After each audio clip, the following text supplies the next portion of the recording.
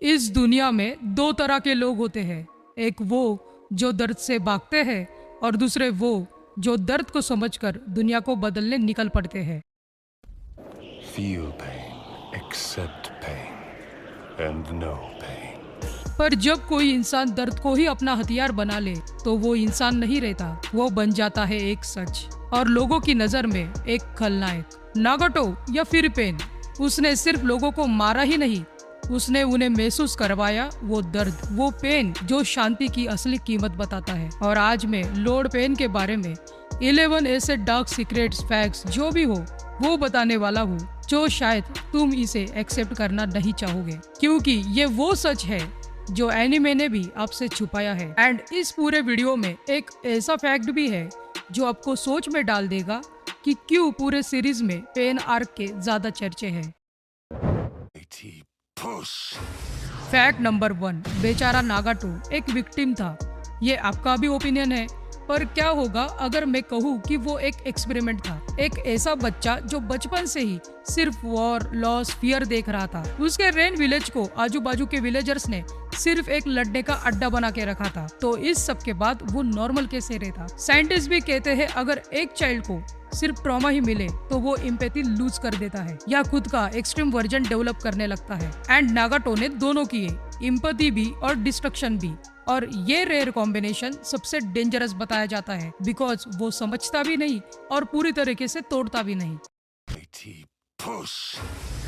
Fact number 2, ये scene अपने आप में ही बहुत बड़ा सीक्रेट है।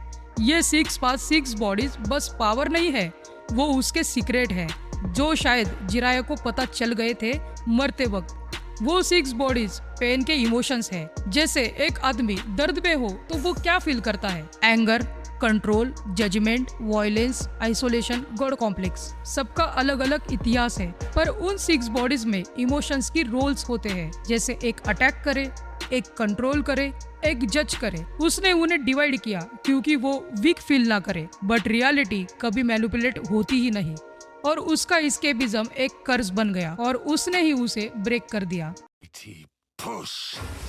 फैक्ट नंबर 3, एक पॉपुलर फैंस बिलीव है कि पेन का fear through peace plan actually real world का ही एक डेंजरस वर्जन है। आज के टाइम में वॉर्स बहुत बढ़ते जा रहे हैं, कंट्रीज भी एक दूसरे पर न्यूक्लियर वेपन से अटैक करती जा रही है। जब किसी कंट्री के लोग मारे जाते हैं तो वो रिवेंज में और ज्यादा अटैक करते हैं और खुद ज्यादा डिस्ट्रॉय भी होते हैं, बिकॉज रिवेंज से किसी को बेनिफिट और पीस मिला ही नहीं, ना ही किसी पीसफुल कंट्री पर अटैक करके उसे उकसाने में। जबकि रिजल्ट सबको पता होता है, फिर भी म्यूचुअल डिस्ट्रक्शन कंटिन्यू रहता है। एग्जैक्टली वही जो पेन चाहता था। आज के वॉर्स और पेन आर्क सेम ही है, बस नाम का डिफरेंस है। Push.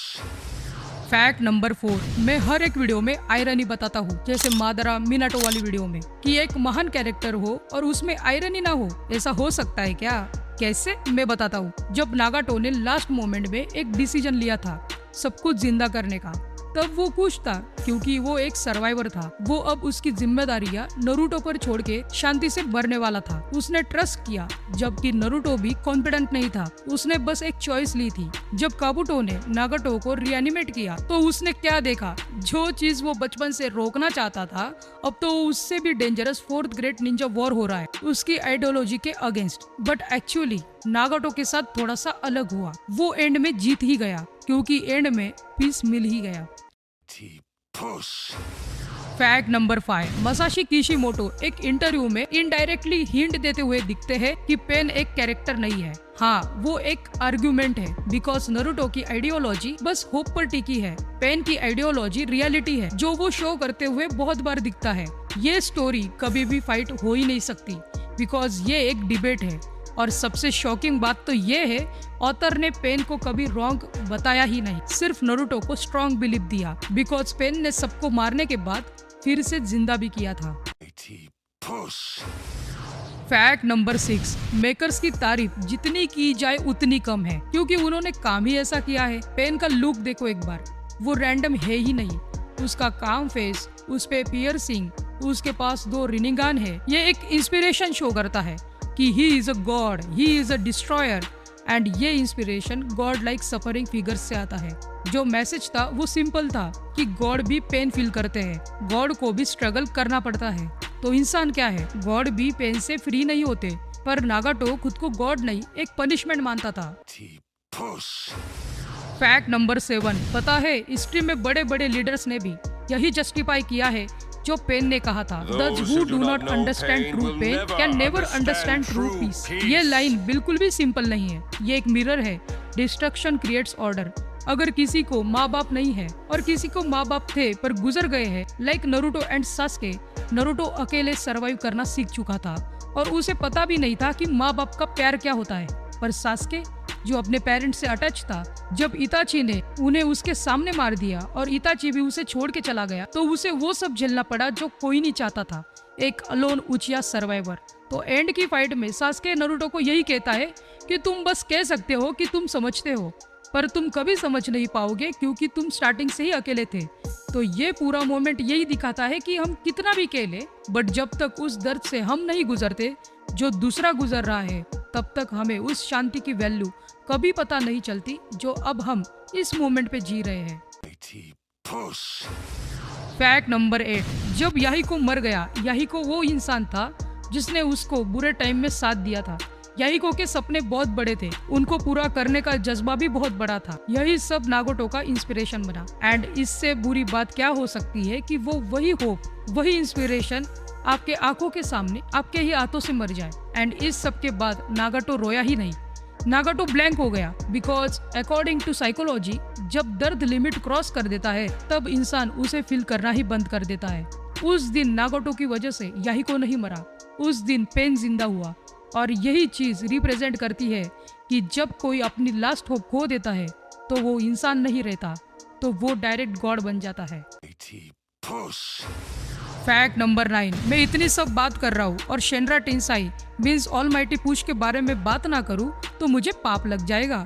ऑलमाइटी पुश सिर्फ एक अटैक नहीं था, वो एक अनाउंसमेंट थी, आई एम अ गॉड। क्योंकि एक नॉर्मल निंजा क्वाइटली फाइट करता है, बट पेन एक ही सेकंड में सबको डिस्ट्रॉय कर देता है, सबको डोमिनेट करने के लिए।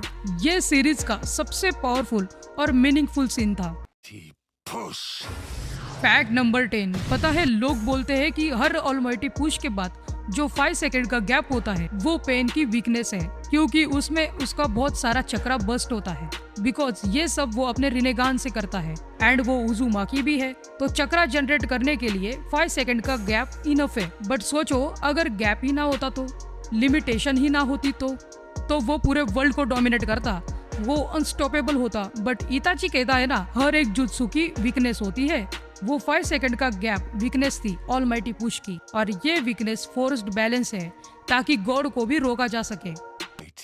puss, फैक्ट नंबर 11, देखो कुछ लोग कहते हैं कि पेन को लगता था कि वो वर्ल्ड को फिक्स कर रहा था, पर वो एक्चुअली रियलिटी को, अपने ट्रॉमा को ग्लोबल स्केल पर प्रोजेक्ट कर रहा था।